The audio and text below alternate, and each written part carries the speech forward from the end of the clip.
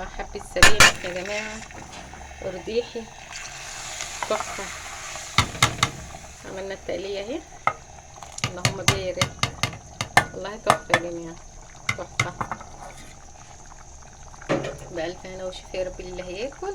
تحفة. واترككم في رعاية الله وأمنه، والسلام عليكم ورحمة الله وبركاته. السلام عليكم ورحمة الله وبركاته. أول ما نبدأ كلامنا نبدأ بسم الله والصلاة والسلام على رسول الله. اللهم صل وسلم وبارك عليه. أنا إيه هنعمل إن شاء الله كده إيه حبة سبانخ حلوين، اللهم بارك. ربنا يديمها نعمة يا رب، ونحفظها من الزوال، اللهم آمين يا رب العالمين. هنا أنا حطيت معلقة سمنة. نعمل البصلة بتاعتنا. بسم الله بسم الله بسم الله. اللهم بارك. بسم الله. هنا عشان البصلة بتاعتنا تبقى حلوة وريحة الأكل بتاعنا يبقى حلو، بحط حبة فلفل أسمر مع البصلة وهي بتتقلى يا جماعة. نعمل كده بقى ايه حبة سبانخ. هي مش شرط يعني عشان السبانخ تبقى جنبها لحمة ولا فراخ، احنا كنا عاملين فراخ مشوية يوم الجمعة، صينية بطاطس ورز وشعرية، اللهم بارك. يوم كده ويوم كده والدنيا ماشية زي الفل. جميلة جميلة جميلة، اللهم بارك يا رب.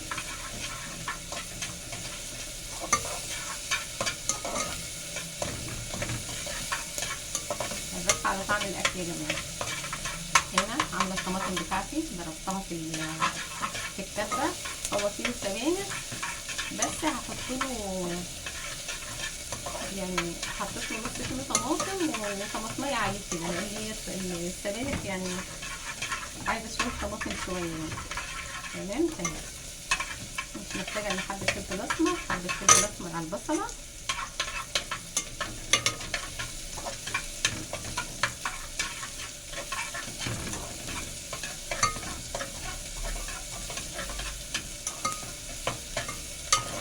حضر حاجتي، ضربت الطماطم الاول الطماطم في الكبة وصفيتها وحضرت التومه بتاعتي في الكبه، ضربتها برضو في الكبه. هاخد بس ايه حته صغيره كده ايه نيه احطها تاخد في ريحه ايه البصله. بحضر كل حاجتي الاول يا جماعه، انا مش هديها تحميره يعني، بس ايه شوحت البصله وعشان ريحه التومه اللي انا حطيتها دي بدل ما احطها يعني ايه على السبانخ في السبانخ وهي محطوطه. السبانخ لسه هنعمل لها طشه من فوق، ودي حطها ايه تاخد ريحه كده معانا، ريحتها جميله. اي طبخه تعمليها حط حبه فلفل اسمر في البصله تديلها طعم تحفه يا جماعه.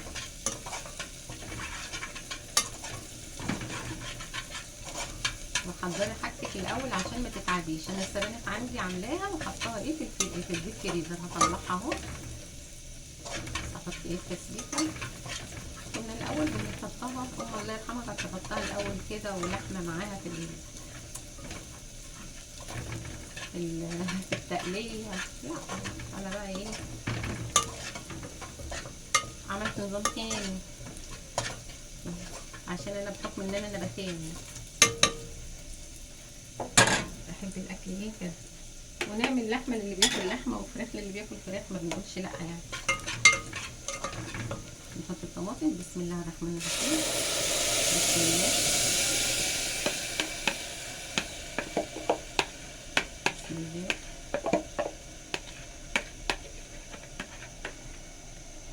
كده نحط حبه فلفل اسمر تانيين عشان ايه نظبط الاكل بتاعنا. ونحط حبه ملح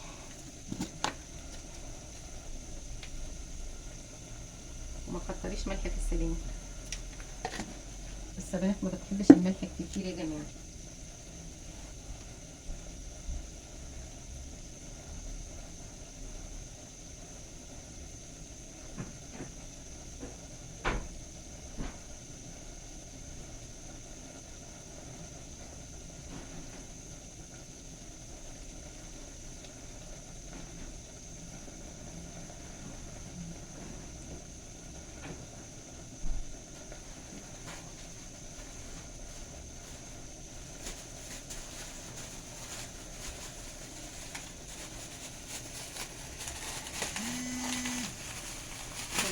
السبانخ بتاعتي، لان انا التسبيكه دي هتاخد غلوتين يا جماعه اهي. هطلعها ايه، هي حاسه ان هي كتيره كده عشان انا مبططاها في الكيس يعني فرداها. هنبدا الملح والفلفل الاسمر، دي اكله العشر دقايق دي.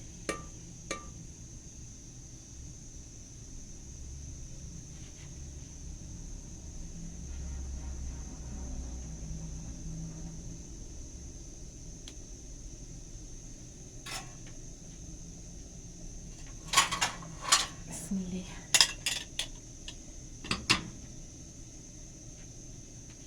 حط بس عليها الغطا بس ايه عشان تاخد لها غلوه يا جماعه كده. بعدين ايه نحط السبانخ كده بقى. انا ايه كنت عاملاها ومحضراها وجايبه لها الكزبره بتاعتها والشبت وحاطاه معاها وكله.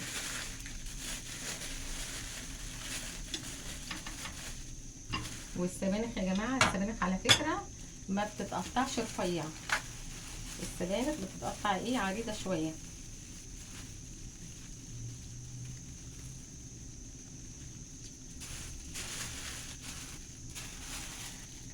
السبانخ بتبقى مش رفيع عشان بتتظبط في التسويه يا جماعه. هنا الطماطم بتاعتي هتاخد غلوتين، وهرمي فيها السبانخ تتسبك، ومحضره حبه رز هغسلهم. طبعا حبه الرز بس انا مستنيه ايه لما احط السبانخ عشان الرز ايه ما يبوش مني يا جماعه. عايزه تحمريه في سمنه وتحطيه معاها تحطيها، بس انا هعملها كده اخف يعني عشان لسه هنعمل لها ايه طشه بالثومه. اللهم بارك يا رب. هاخد لها بس غلوتين كده اهي. امي الله يرحمها كانت بتعملها ايه بطريقه غير دي بقى، وانا بعملها ساعات بس المره دي لا، قلت اجرب بقى الطريقه دي. بسم الله. حبه حبه كده.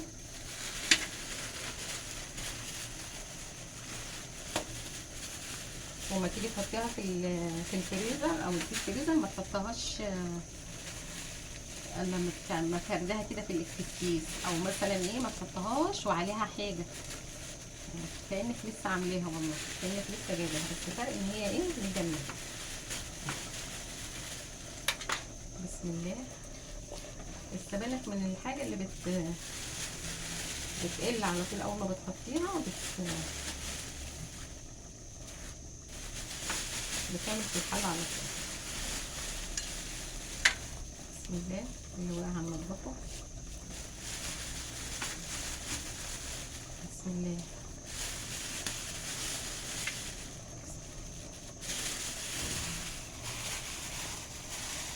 بسم الله الرحمن الرحيم. المفروض افضيها بالكيس كده عشان ايه ما تدهولش الدنيا، ومفيش حاجه تقطعها يعني، ولا حاجه بسيطه انا بشيلها.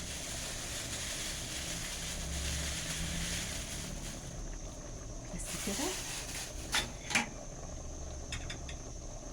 نقلبها بقى، نديها تقليبه كده، ونروح واخدين حبه الرز ونحطهم عليها وتتسبك ونزودها. انا بزودها ميه ولا شوربه ولا حاجه.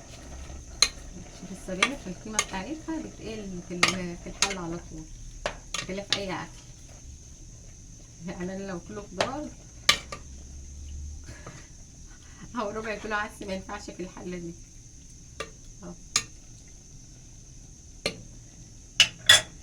ربع، يعني لو ربع عدس ما ينفعش في الحله دي يا جماعه.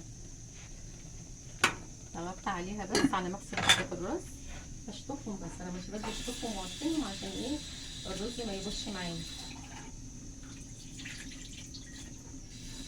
ومحضره التومه بتاعتي بقى نقطعها بيها بقى ايه حبه ايه سبانخ كده. والعيش على فكره يا جماعه تحفه، عايزه تعملي عيش ناشف جنبها في الفرن او تشتريه جاهز عادي. بسم الله.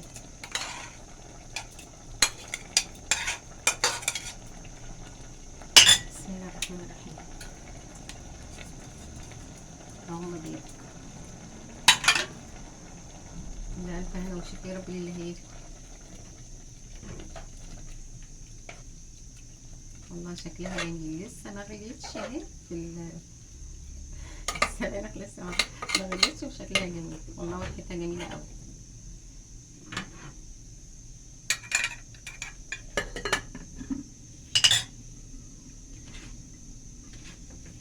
تحفة بجد. انا بحب السبانخ جدا والله، طعمها بيبقى حلو كده ومفيدة كمان. بس ما حدش يا جماعة يعمل سبانخ ويسيبها في الحلة الألمونيا ويركنها، عشان غلط. لو استلس عادي، انا يعني بص بطبخ ويدوبك بغرف الغدا واروح مفضيها بقى في علبة صاج او في حلة صاج او في اي حاجة او في بولة ازاز، لان الكيلو يعني مش هيتاكل كله مرة واحدة. عشان ايه غلط تقعد في الالومنيا. حتى جربي كده لما بتخليها كده في الحلة بتلاقيها مخليه الحله دي كأنك غسلها بسلك ألمونيوم.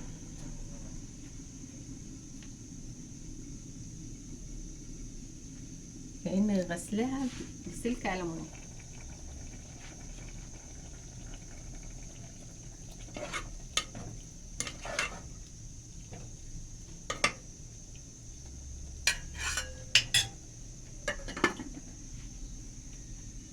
تسبك بقى معانا كده، ونروح ايه اعمل لها الطومه بتاعتها واحضر الطاسه بتاعتي. بسم الله الرحمن الرحيم.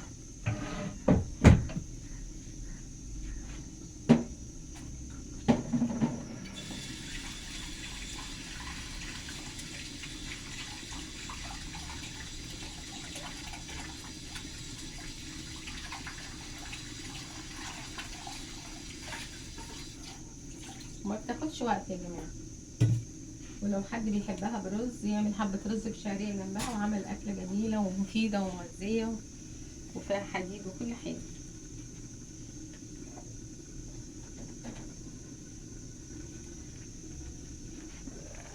بس هي قلبيها ايه كل شويه عشان فيها رز كده، عشان ايه ما يشتش.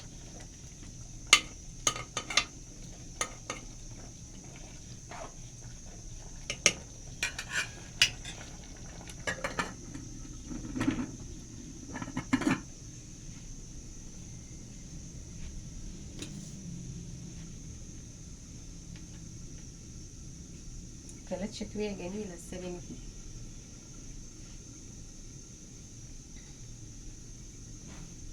عايزه تخزني منها خزني، بس انا يعني مش بخزنها عشان ايه، ما في الصيف بقى الواحد ما بيحبش الحاجات الطبيخ كتير قوي في الصيف. يعني نعمه ربنا كلها حلوه، وربنا يديها نعمه يا رب، يحفظها من الزوال اللي هم امين يا رب العالمين.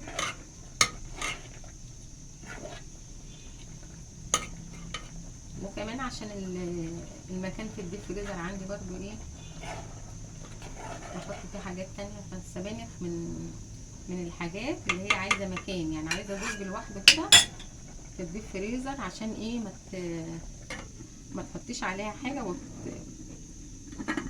وتدغدغ كده السبانخ، يعني تكسرها. وانا مش عايزاها ايه تبقى مفتفته، لان هي كده كده بتتهري في السوا.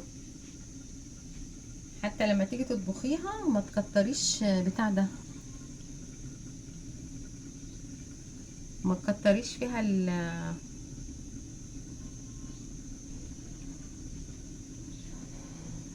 تكتريش فيها ايه. ما تيجي تعمليها تغسلي تقطعيها، ما تقطعهاش صغير، تقطعها ورق عريض. بقطعها ورق عريض.